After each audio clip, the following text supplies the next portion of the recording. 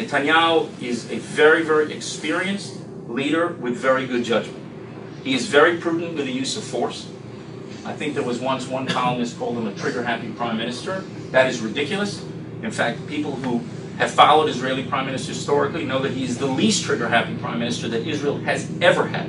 He is very cautious with the use of force, and when he uses it, he wants to use it wisely, and he wants to do it to ensure that he's doing something critical for Israel's security.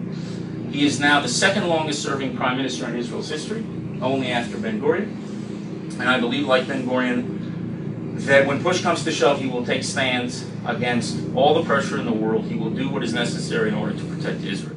The bulk of the American people stand firmly with Israel. I think they identify with Israel.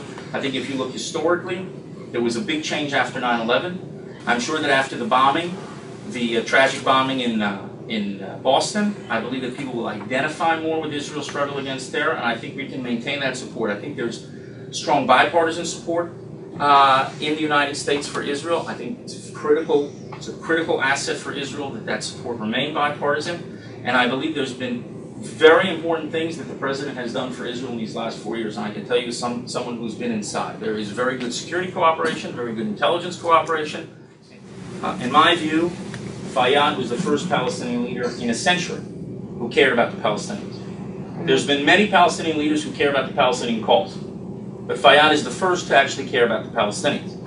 And from that point of view, not because he's a Zionist, from that point of view, I think he was a peace partner because he wants a better life for them. Any Palestinian leader who wants a better life for Palestinians will want to make peace with Israel.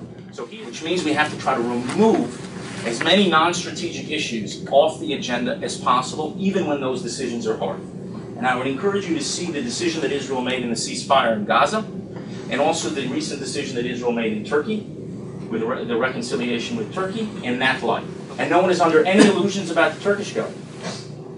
But if we can remove something from the agenda, take half of it off the plate with a minimal price, then that's a decision that we have to make. It's a tough decision to make, but that's why you have a prime minister to make those decisions.